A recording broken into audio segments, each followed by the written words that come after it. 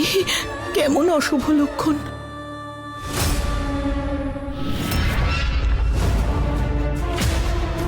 প্রদীপ নিভে গেল কেন? কি হচ্ছে এইসব? একটা ভালো দেশটাইও নেই এই বাড়িতে। আরে কি হয়েছে দিদি? তোমায় তো চিন্তিত দেখাচ্ছে কেন? মালিনী, চিন্তিত হব না তো আর কি করব? দেখো না, প্রেমের ফটোটা দেওয়াল থেকে পড়ে ভেঙে গেল। আর মন্দিরে যে প্রেমের সুরক্ষার জন্য 5টা প্রদীপ জ্বালিয়েছিলাম, সেগুলো সবকটা নিভে গেল। আমার মনে হচ্ছে কোনো অশুভ কিছু ঘটবে। আমার খুব ভয় করছে মালিনী। দাঁড়াও, তপস্যা, তপস্যা, মা, মা, প্রেম কোথায়? তুমি জানো প্রেম কোথায়? এখন আমি জেনে গেছি যে আসল স্বর্ণমোহিনী প্রতিজ্ঞা, ওই তপস্যা নয়, যাকে পালন করতে আমি এতগুলো বছর নষ্ট করেছি। তপস্যা, কোথায় মনটা থাকে তোমার? কখন থেকে জিজ্ঞেস করছি প্রেম কোথায়, তুমি দেখেছো কিনা প্রেমকে? আরে কি সারাক্ষণ প্রেম প্রেম করেন আপনি? যদি এত চিন্তা হয় তাহলে আঁচলে বেঁধে রাখুন না ওকে। হে ভগবান, এই মেয়েটা কি মুখরা গো? দিদি, দেখতে পাচ্ছ তো? এই মেয়েটা তাহলে নিজের আসল রূপ দেখিয়েই দিল। আরে দিদি তো এই জন্য জিজ্ঞেস করছিল, কারণ তুমি সবসময় প্রেমের চারপাশে ঘুরতেই থাকো। আমি কে যে প্রেমের আশেপাশে ঘুরঘুর করব? হ্যাঁ, কে হয় ও আমার? তপস্যা, মানছি আমি যে তোমাদের এখনো বিয়েই হয়নি, কিন্তু তুমি তো আমার প্রেমের হবু স্ত্রী। এরকমটা শুধু আপনার মনে হয়। আমার তো মনে হয় না প্রেম আমাকে কোনোদিনও বিয়ে করবে বলে। আর সেই জন্য দয়া করে আমাকে বিরক্ত করবেন না। আর রাখতে পারবো না আমি আপনার ছেলের খেয়াল।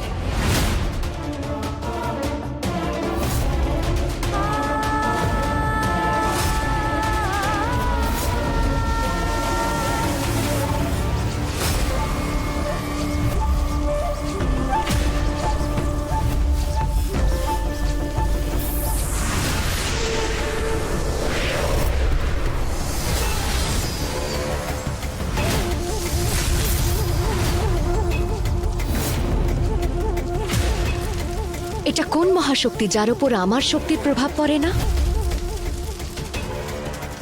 হে মহাকাল, এটা কোনো সাধারণ শক্তি নয়, আমায় সাহায্য করুন।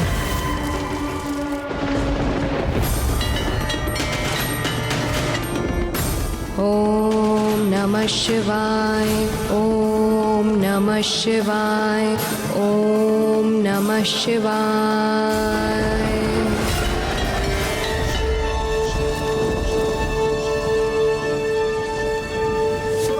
ओम नमः शिवाय, ओम नमः शिवाय।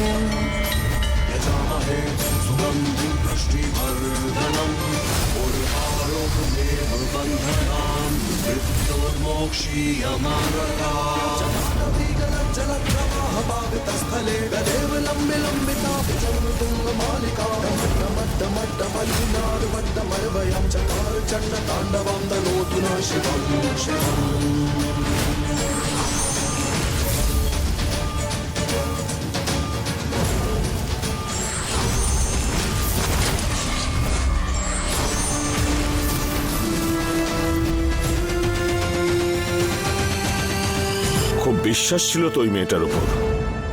কি বলেছিলে তুমি? ওকে নাকি এখানে মহাকাল পাঠিয়েছেন আমাদের ছেলের সুরক্ষার জন্য। আরে যার উপর ভগবানের কৃপা থাকে না, সে কখনো বড়দের সঙ্গে এইভাবে অসভ্যের মতন কথা বলে না।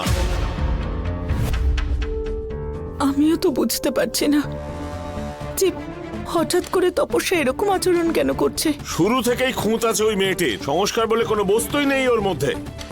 দেখো, আমি এখন এই ব্যাপারে কিচ্ছু বলতে চাই না। আমার এখন শুধু প্রেমকে নিয়ে চিন্তা। জানি না কোথায় আছে আমার ছেলেটা। দেখে অবাক হই, সব দিক থেকে নিজের চোখটা বন্ধ করে ছেলের চিন্তাতেই ডুবে থাকো। আচ্ছা, ছেলে ছাড়া আর কিছু ভাবতে শিখেছো? তোমার এই পরিবারের মান সম্মান সেসবের কোনো খেয়াল আছে? আরে দিদি, প্রেমের জন্য এত চিন্তা করছো কেন? আমাদের প্রেম কি কোনো ছোট বাচ্চা নাকি? আর তাছাড়াও প্রতিজ্ঞাও বাড়িতে নেই। নববিবাহিত জুটি কোথাও ঘুরতে গেছে হয়তো। কি? প্রেম প্রতিজ্ঞার সঙ্গে বাইরে গেছে? হ্যাঁ দিদি। হে মহাকাল, তাহলে কোনো না কোনো অনর্থ নিশ্চয়ই ঘটবে। মালিনী, তুমি প্রেমকে এক্ষুনি ফোন করো। আরে দিদি, কিচ্ছু হবে না প্রেমকে ফোন করে। যবে থেকে ওর বিয়ে হয়েছে, প্রেম কিন্তু তোমার আঁচল ছেড়ে চলে গেছে।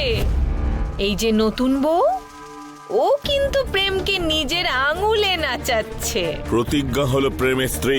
ওই তপস্যার কারণে এই বাড়িতে যদি আর কোনো নাটক হয়, তার আগে ওই তপস্যাকে এখান থেকে চলে যেতে বলো। আমি কি করব মালিনী? আমি কিচ্ছু বুঝতে পারছি না। ওই তপস্যা, ও প্রেমের রক্ষক, কিন্তু আমি প্রেমের বিয়ে তপস্যার সঙ্গে দিতে পারিনি। প্রেমের বিয়ের দিন থেকে আমি খুব ভয়ে ভয়ে আছি। জানি না আমার প্রেমের জীবনে আবার কি বিপদ আসবে। দিদি, কিচ্ছু হবে না। হে মহাকাল, আমার প্রেমকে রক্ষা করো।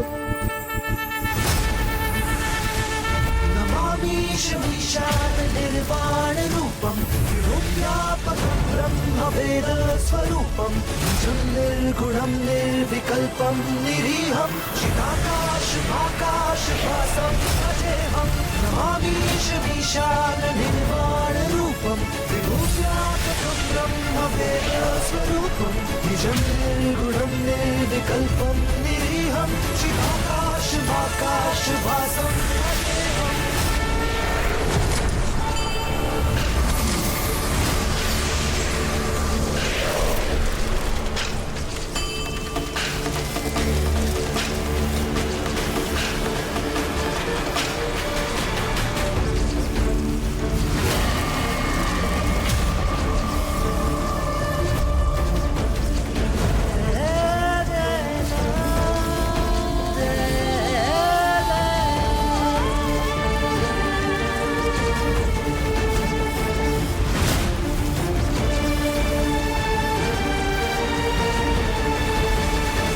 मम मोहिनी मम पुकारं दृष्टि मम मोहिनी मम पुकारं दृष्टि मम मोहिनी मम पुकारं दृष्टि।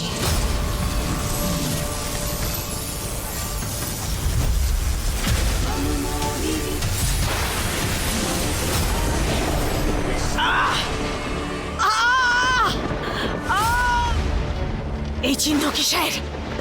অর্থাৎ আমার মায়া বনে কিছু ঘটনা অবশ্যই ঘটেছে।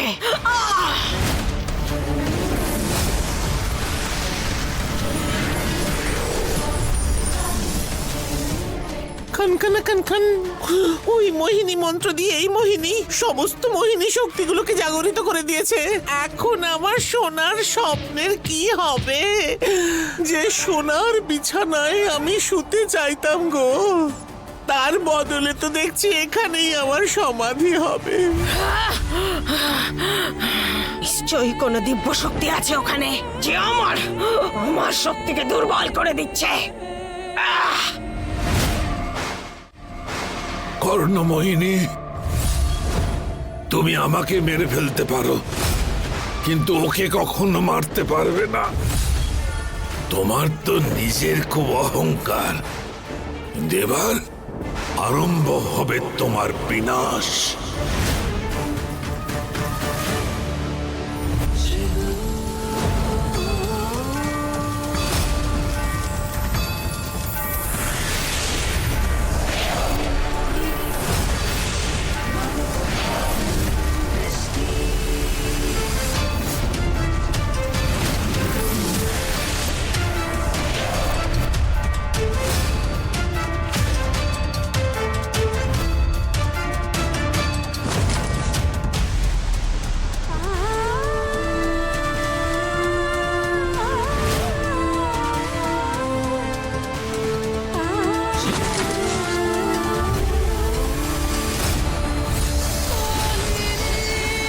কে হারাবে আমাকে? তুই হারাবি আমাকে? যে নিজেই আমার হাত থেকে বাঁচতে পারছে না সে মারবে আমার? আমি নয়, স্বর্ণমোহিনী। ও করবে তোমার বিনাশ, কারণ সেই জন্যই ওকে মহাকাল নিযুক্ত করেছে। ওর কাছে সেই দিব্য শক্তি রয়েছে যার দ্বারা তোমার মতো লাখো কর্ণমোহিনীকে বিনাশ করতে পারে। চাপ! বন্ধ কর এই স্বপ্ন দেখা। এটা স্বপ্ন নয়, সত্যি। না তুমি কুণ্ডল নিতে পারলে, আর না আমার প্রেমকে ছুঁতে পারলে। আর এখন তো তোমার কোনো চাল সফল হবে না কর্ণমোহিনী, কারণ স্বর্ণমোহিনী তোমার ভাবনার থেকে অনেক বড়, তোমার শক্তির থেকে বড়, তোমার মায়ার থেকে অনেক বড় কর্ণমোহিনী। যেভাবে আমি সব মোহিনীদের মেরে ফেলেছিলাম ঠিক সেভাবেই আমি তোর ভালোবাসার এই মোহিনীকেও মারব। আমি আমার এই হাত দিয়ে খুব তাড়াতাড়ি তুমি বুঝতে পারবে কর্ণমোহিনী যে স্বর্ণমোহিনী কোনো সাধারণ মোহিনী নয়। তোমার কাল, মহাকাল দ্বারা নিযুক্ত তোমার কাল।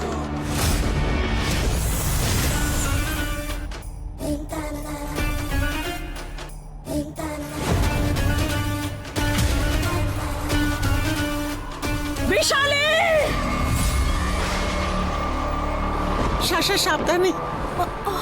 আরে আরে সাবধানে। ক্ষমা করবেন আমাদের রানী কর্ণমোহিনী, দেখছেনই তো বিশালী এখন আর নিজের পায়ে দাঁড়াতে সক্ষমই নয়।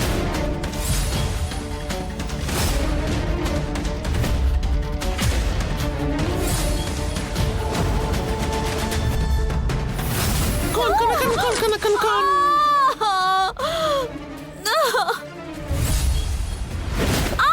কি বলিস তুই? বিশালীর দংশনে জল যাওয়ার সময় পায় না, তাহলে তুই থাকা সত্ত্বেও ওই প্রেম বেঁচে গেল কি করে?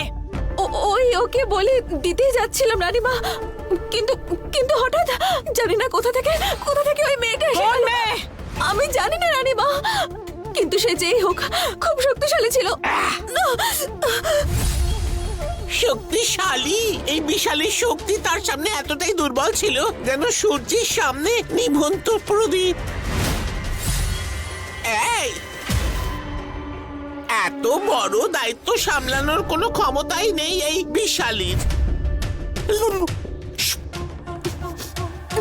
এমনটা নয় রানী কর্ণমোহিনী, আমি সত্যি পূর্ণ প্রয়াস করেছিলাম, কিন্তু তার উপরে আপনার দেওয়া কোনো শক্তি প্রভাব ফেলতে পারেনি।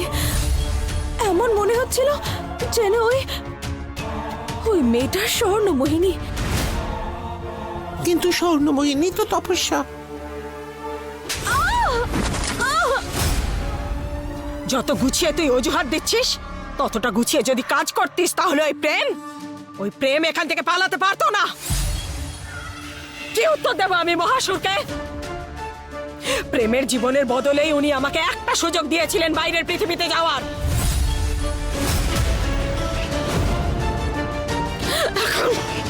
এখন কি বলবো আমি ওনাকে?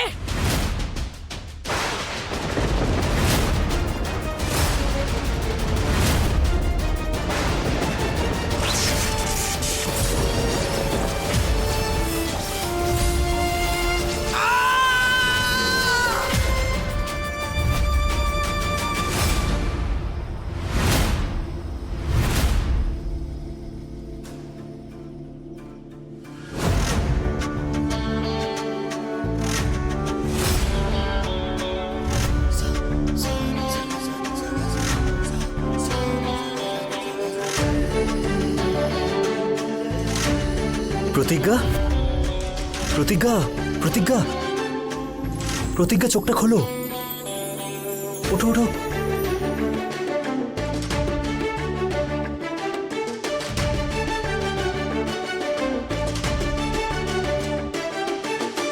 তুমি এখানে কি করছো?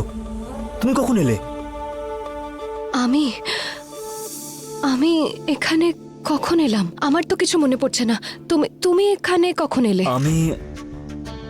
আমি আমার বন্ধুদের সাথেই মায়াবনে এসেছিলাম, আর তারপর সবাই আলাদা হয়ে গেলাম, আর তারপর এই আমার কিছু মনে কেন পড়ছে না?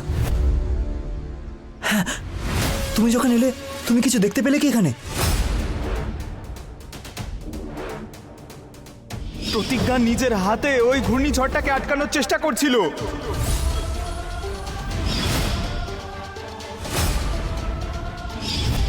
আমার সঙ্গে আবার ওই সবগুলো শুরু হলো না তো, যেটা আগে হচ্ছিল?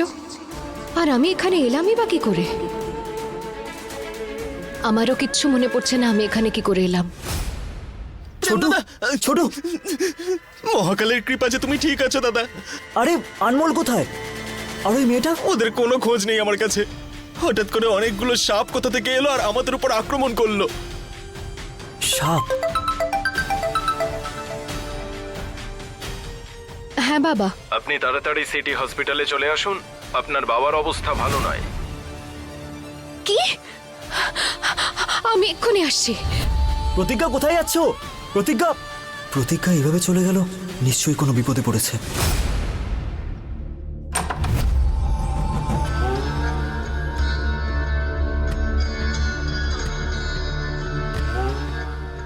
এখন আমি জেনে গেছি যে আসল স্বর্ণমোহিনী প্রতিজ্ঞা, ওই তপস্যা নয় যাকে পালন করতে আমি এতগুলো বছর নষ্ট করেছি।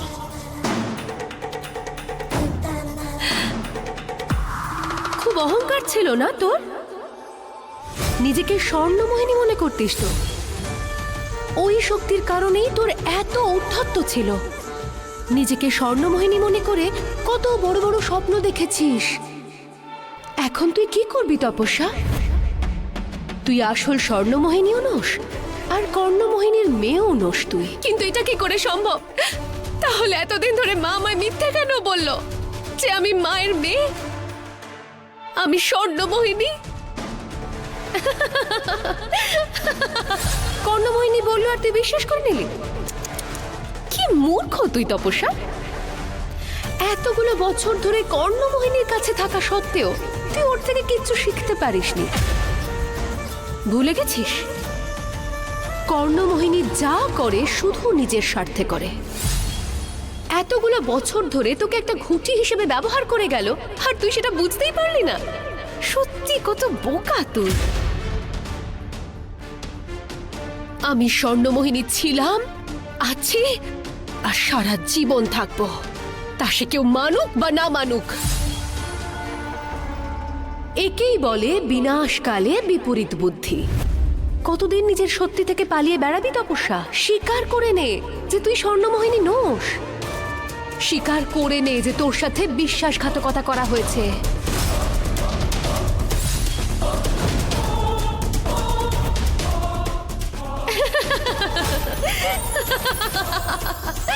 না, এরকম হতে পারে না।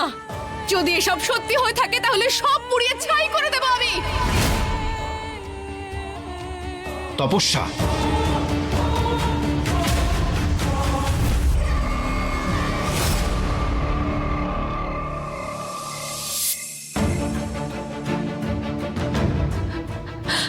ওই আমার বাবা সঞ্জয় নাম, ওনার ফোন এসেছিল, ওনার অ্যাক্সিডেন্ট হয়েছে বলে। 3rd floor, room number 312। এক্ষুনি অপারেশন থিয়েটার থেকে শিফট হয়েছে।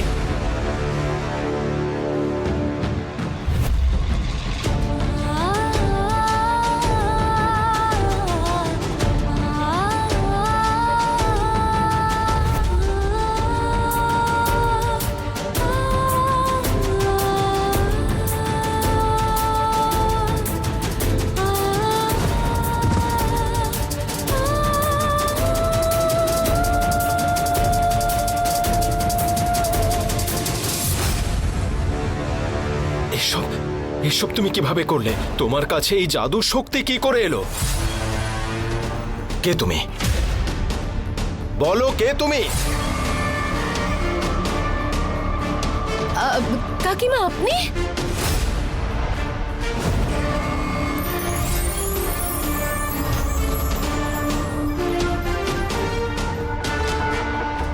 কাকু আপনি এখানে আমার ঘরে কোনো দরকার ছিল আপনার? আমি এখানে কিভাবে এলাম? কাকা এটা তো আপনিই বলবেন তাই না? আই এম সরি মা, এখন কাজের এত প্রেশার যে আমি কিছুই মনে রাখতে পারি না। কি বলছেন কাকা? আমাকে মা বলছেন আবার ক্ষমাও চাইছেন? আপনার সত্যিই রেস্টের প্রয়োজন।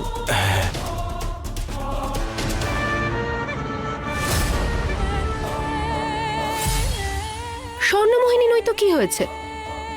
এইটুকু শক্তি তো আছেই আমার মধ্যে, যে সাধারণ মানুষকে নিজের ইশারায় নাচাতে পারি। বাবা,